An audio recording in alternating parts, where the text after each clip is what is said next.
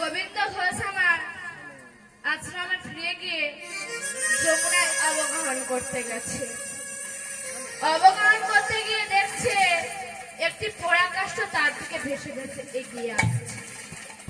যত বাড়ি সরিয়ে দিচ্ছে তত বাড়ি এসে তাকে গোবিন্দ ঘোষ আমার পোড়া কাষ্ঠটিকে নিয়ে গঙ্গার জলে ফেলে দিয়ে চলে আসছে। ঠিক এমন সময় দূর থেকে দেখতে পেল যেন মহাপ্রভু তার দিকে নাম সংকীর্তন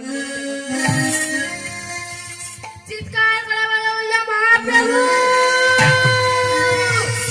মহাপ্রভু ওগো প্রভু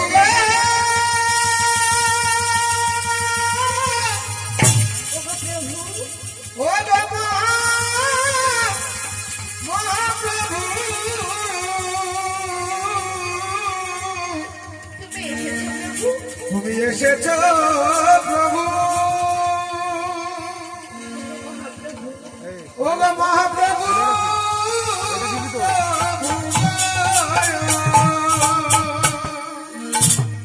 তুমি এসেছো প্রভু এসেছো, আর আমি তোমায় ছাড়ছি না।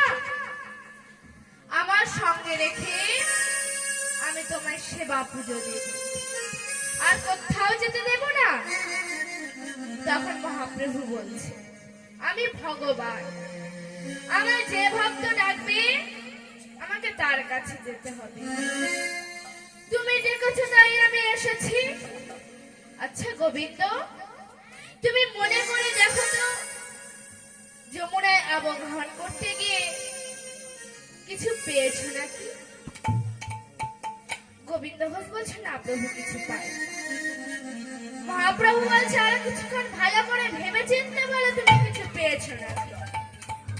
তো গোবিন্দ ঘোষ কিছুক্ষণ ভাবনা চিন্তা করে বলছি, হ্যাঁ প্রভু পেয়েছি, একটি পোড়া কাষ্ঠ পেয়েছি।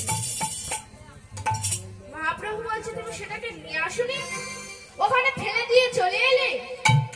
ওটা জানো কত দামি পাথর?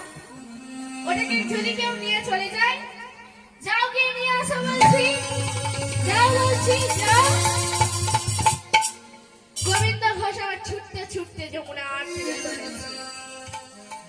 ছুটতে ছুটতে গিয়ে দেখছে সেই পাথরটি সেখানেই রয়েছে। পাথরটি বক্ষে করে নিয়ে আসছে আর বলছে, ওগো প্রভু তোমার লীলা বোঝা যায়, তোমার যে কি লীলা সত্যি বোঝা যায় না। পাথরটি এনে মহাপ্রভুর হাতে দিয়ে বলছে, এ নাও প্রভু এ নাও। মহাপ্রভু নিয়ে একটি মূর্তি নির্মাণ করলেন। কি মূর্তি গো মা? কষ্টি পাথর দিয়া মূর্তি বানাইল, নিজ হস্তে প্রভু আমার বেদিতে বসাইল। কষ্টি পাথর দিয়া মূর্তি বানাইল,